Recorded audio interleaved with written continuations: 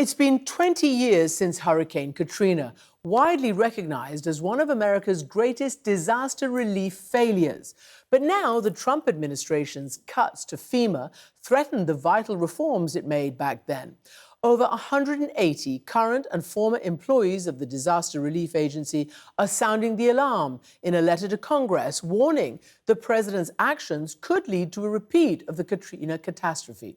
And now several of the signatories have been put on administrative leave, including Catherine Landers, who tells Hari Srinivasan about this alongside Deanne Criswell, a former FEMA administrator. Christian, thanks. Deanne Criswell, Catherine Landers, thank you both for joining us. Catherine, I want to start with you. You are currently an employee of FEMA, and you have put your name onto a document called the Katrina Declaration. And this is a huge list of current FEMA workers. What are you saying in this declaration? In this declaration, we are expressing both our frustration and fear due to all of the decisions that have been made for this agency over the last few months. We are nervous that we are being dismantled and that we will be unable to help people, especially now as we have actually passed the 20th anniversary of Katrina. We are hoping that we can be given back the autonomy in order to be an effective agency and to help people before, during, and after disasters. You know that this is a climate where an employee signing their name to a document can have repercussions. Have you faced any yet for signing this? Yes, the most apparent one is I was immediately put on administrative leave approximately 36 hours after the letter went public. This was a risk I knew was there. I did not anticipate it to happen so quickly, but that is a primary thing. Catherine, one of the things that you point out in you and your fellow signatories point out in the Katrina Declaration is that there is now a new rule that the Department of Homeland Security Secretary Kristi Noem must personally approve any expense over $100,000 to try to crack down on what she deems to be wasteful spending. It said, now the administration says, since President Trump took office on January 20th, 2025, FEMA is 126% faster on average in getting federal grant funding to states and communities that request it. It is also more than 40% faster on average in getting vital assistance directly into the hands of survivors, and 100% faster in getting responders on the ground to help affected communities. You work for the agency. Has this measure, as the administration says, made FEMA more efficient, or, as the critics of this policy say, is that created a backlog or a bottleneck that has prohibited or delayed assistance from getting to people? 100% the latter. This policy has added more red tape to a system that we had in place that we knew how to work before. This system, we saw it with the Kerrville floods. It delayed key help that we needed on the ground immediately. It delayed call center contracts, which meant that people were pulled off of their normal jobs so that they could assist with callers, leading to backups of up to 7 hours. We have seen it even impact some of the most mundane but necessary aspects of our day, including delaying contract renewals for basic computer software that we need to do our everyday job. It is something that the absurdity of this policy has made itself clear over and over again. And unfortunately, we saw how devastating this policy could be with the Kerrville floods on July 4th. Deanne, the administration has also, not just the $100,000 approval, but has also tried to make structural changes. One of the programs in question is called the BRIC program, and the Trump administration attempted to reallocate about $4 billion. A federal judge temporarily blocked that. The administration says it's another example of wasteful and ineffective FEMA program, more concerned with political agendas. For people that don't know the BRICS program, what is that? The Building Resilient Infrastructure and Communities program affectionately known as the BRIC program, is actually a program that was started by President Trump in his first term. And this is funding that goes to communities before a disaster to help reduce the impact of disasters. There are many studies that are out there that show for every dollar we invest in mitigation, it saves $6 in response and recovery costs. And so I don't know how that kind of cost benefit can be determined fraudulent or wasteful use of funding. I did hear the acting administrator during his hearing say that it was funding that was being used for pet programs like bike paths and bus shelters. Well, I haven't seen exactly what he's looking at, but my immediate impression was that a bike path means that we're probably creating an area that had homes in it that can no longer be built with homes, right? Buyouts to absorb the flooding in an area, and you add a bike path into that area, right? That's creating green space so future structures can't be damaged. The goal should be to never respond or recover again because we've made smart investments to reduce impact. And so that should be the driving goal, but they've taken away the one program that can do that. Catherine, there was a report from the Government Accountability Office that said that the number of active FEMA employees has dropped by about 10% in the first 6 months of the year. And I wonder if these reductions, perhaps some motivated by DOGE, et cetera, have had an impact on the work that you do. Just kind of give us an example, maybe your team, how it has changed over the past year. Yeah, absolutely. The brain drain that we have witnessed over the past 8 months has been really frightening and really sad. For my team specifically, we lost 2 members, one of whom has been with the agency for 15 plus years. The other has been with the agency for 6 years. Both of them came with an incredible wealth of knowledge that it will take years for us to regain. Specifically for our team, we lost the ability to conduct hazard and hurricane analyses when a hurricane is bearing down on us. We take information, real-time information. We're able to feed that information to assess which communities will be hardest hit. And now, due to the various programs that have incentivized people to leave, as well as now myself being put on administrative leave, there is now one person who can make these runs, who can disseminate this information to states and territories. So I was there, I could have helped, but now I no longer am there. And we have one person who can do this. Ms. Criswell, one of the statements of opposition outlined in this Katrina declaration is that, quote, there have now been 2 individuals placed in charge of FEMA who lack proper qualifications and the authority to lead this agency. And I wonder, what makes these successors to your job less qualified? Well, I think when you look at both of them, Hari, they just don't have emergency management experience. And that was one of the things that we learned from Hurricane Katrina. You had a leader that didn't have emergency management experience. And so they don't have the knowledge and the background to anticipate what the potential impacts of a severe weather event might be.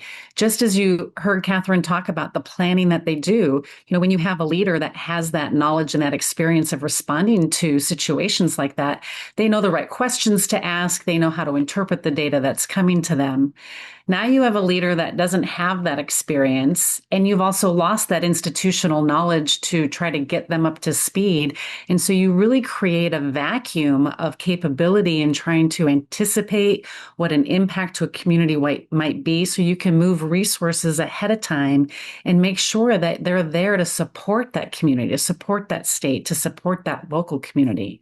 I'll say at least when Cameron Hamilton was there, he was trying hard to learn, and he went and talked to all of the different leaders, and he made an effort to make a difference. But we're not seeing the same thing from where I sit, right? And I'm sitting outside the agency, but from where I'm sitting, I just don't see that same effort from the current acting administrator. Just recently, last month, the Department of Homeland Security, DN, which oversees FEMA for our audience, they put out a press release that said, for too long, disaster response has been bogged down by red tape, inefficiency, and a one-size-fits-all approach that left too many Americans waiting for help that came too late. And that, relatively speaking, to someone from the outside, seems logical. Hey, make it more efficient after a disaster to get me the aid that I need to get my community back up on its feet, right? Are there reforms that you feel that the agency needed to make?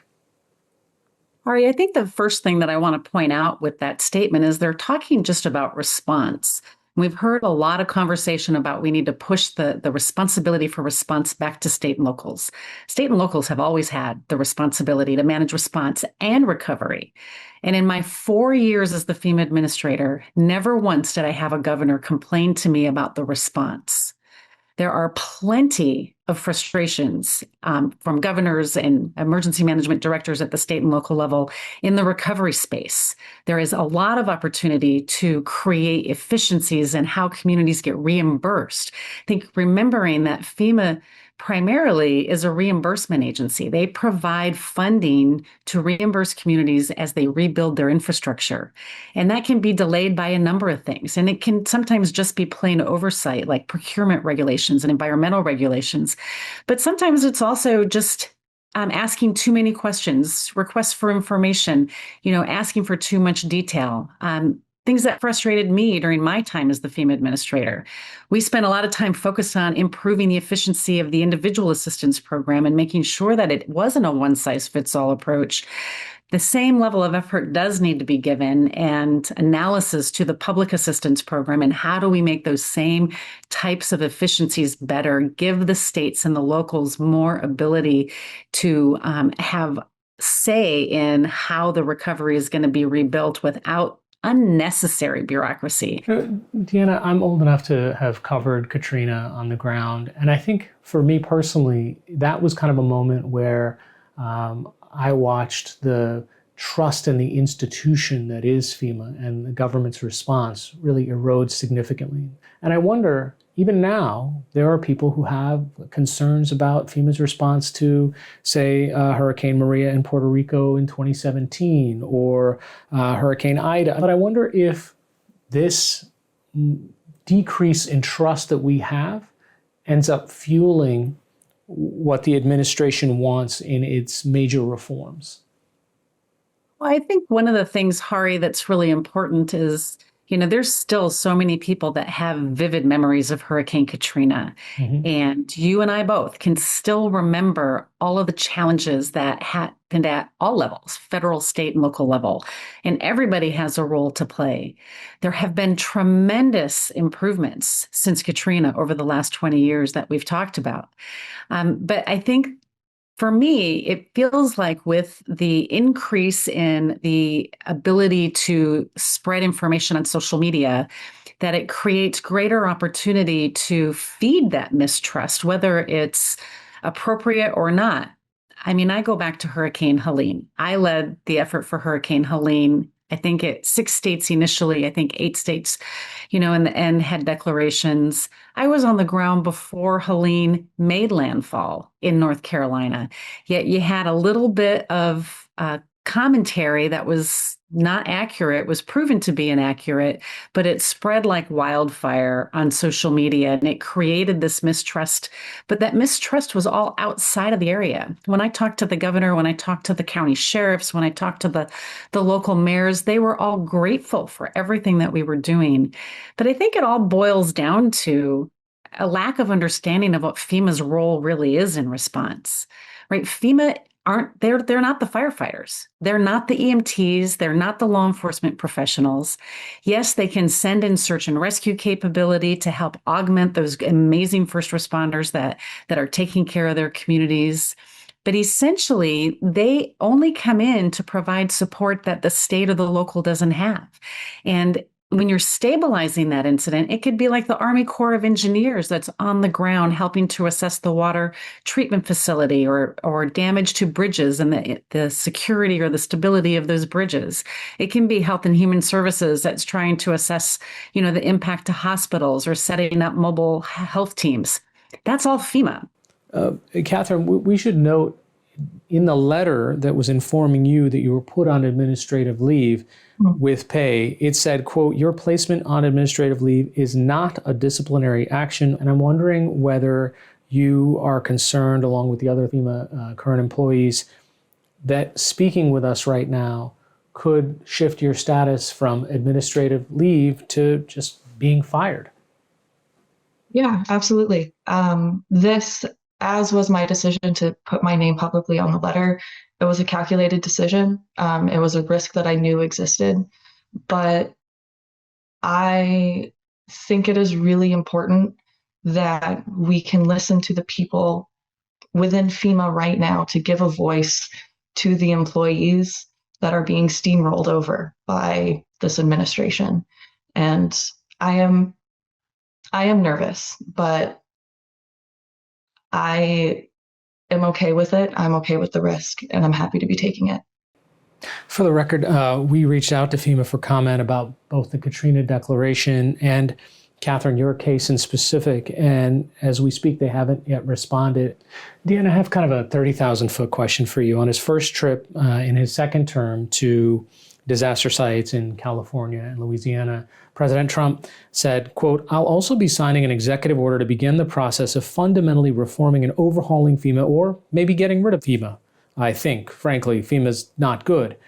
I guess the question for my audience is, if there was no federal emergency response agency, what would happen in another Katrina-like disaster?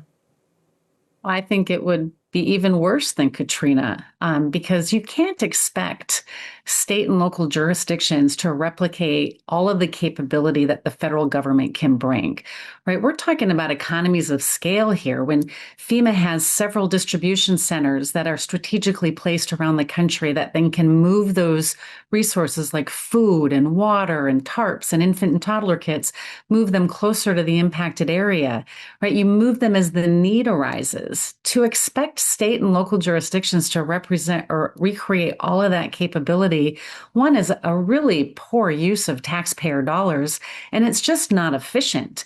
And my fear would be that they're not going to be able to replicate that level of capability individually in each state. Some states might be able to, states that have a lot of disasters and have a lot of funding, like Texas and Florida, like they could probably get close.